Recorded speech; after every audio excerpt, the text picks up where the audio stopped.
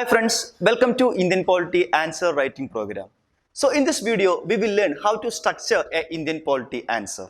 And we'll be doing this based on a previous year question. Okay, and the question for today is, do you think the Constitution of India does not accept the principle of strict separation of powers? Rather, it is based on the principles of checks and balances. So now let's analyze what's the demand of the question. Okay, do you think the Constitution of India does not accept the principle of strict separation of powers? That means we must know what is meant by the strict separation of powers. Fine. Rather, it is based on principles of checks and balances. So we must know another concept called the principle of checks and balances. And which principle do we follow actually? That we know. If we follow one, there can be some disadvantage for following the other one. So we must address all these parts in our answer. Okay, so moving on to our answer, we will begin with the separation of powers. Because question is directly asked. What is separation of powers? Fine. And regarding the separation of powers, there are three main concepts or three main points for separation of powers. So we'll be addressing all those points here now. One is, separation of powers says that a same person should not form part of more than one of the three organs.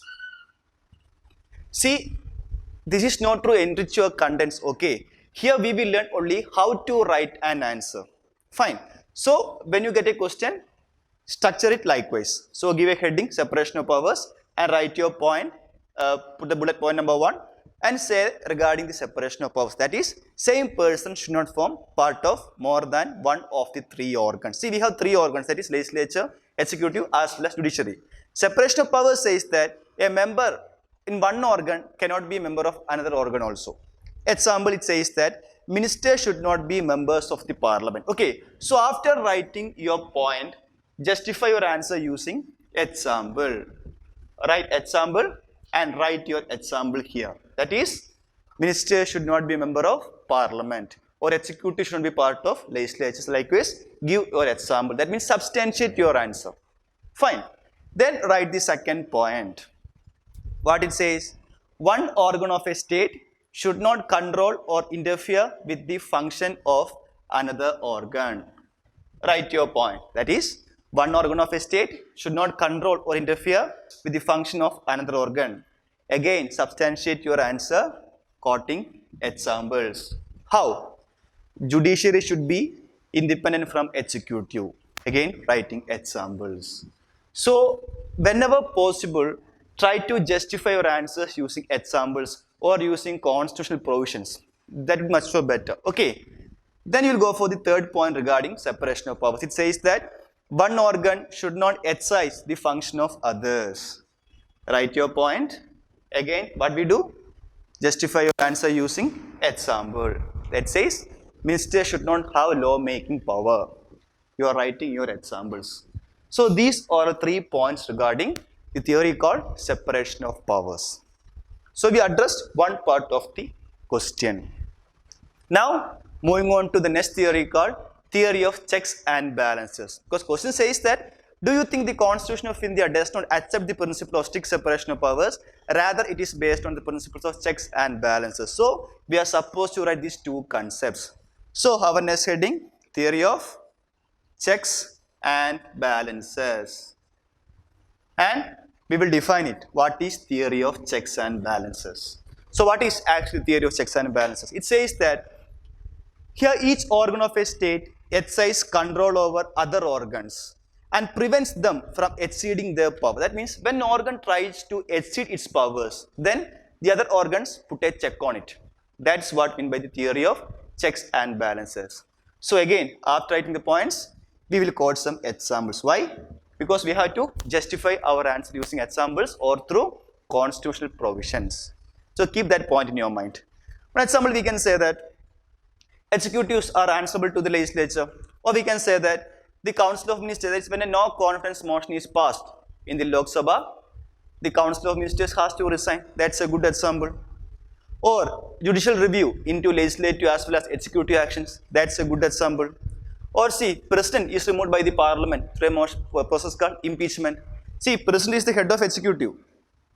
And when he violates the constitution, it is the power of parliament to impeach the president. It's an example of checks and balances. Likewise, quote a few examples for that theory also. And now let's analyze whether we follow strict separation of powers or we follow theory of checks and balances. Okay, see, we know that India is a India we follow parliamentary form of government.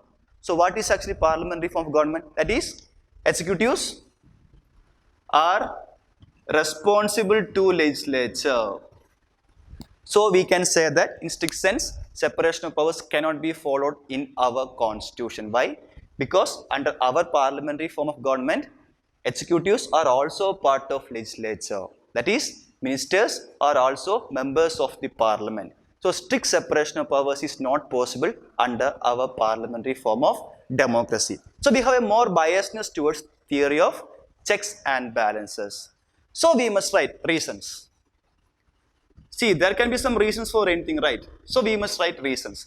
In this modern political system, for better coordination and cooperation, and for avoiding the disadvantages of strict separation of powers, we go for having theory of checks and balances. Likewise, we must give some reasons, and then we should write the disadvantages or the demerits of having strict separation of powers. Even though this is not directly asked in the question, we are supposed to write that. Why? Because we have more biasness towards theory of checks and balances. Why? Because strict separation of powers cannot be followed under Indian constitution. So there are some reasons why strict separation of powers cannot be followed. That reasons we have to write here. What are reasons? We can say, if we follow strict separation of powers, executive will not be responsible to legislature. Or there can be lack of coordination between executives as well as legislatives, or chances of over authoritarianism within the respective field. Likewise, we got some few points, and whenever possible, try to substantiate your points using examples or constitutional provisions. Fine. This is the manner we have to address and answer. And we end up with a conclusion. So and so reasons, we have more biasness towards that theory of checks and balances. But we cannot say that India there is no separation of powers. Why? Because judiciary, that is Supreme Court itself says that separation of powers is also a basic structure of our constitution. So by quoting that Supreme Court's verdict that separation of powers is also a part of basic structure, we can end our answer. Fine. So in this manner, when you read a question, try to address all the parts of the question. First of all, try to understand the question itself, then address all the parts of the question. Then we can score more marks. Again, I repeat, try to justify your answers using examples always.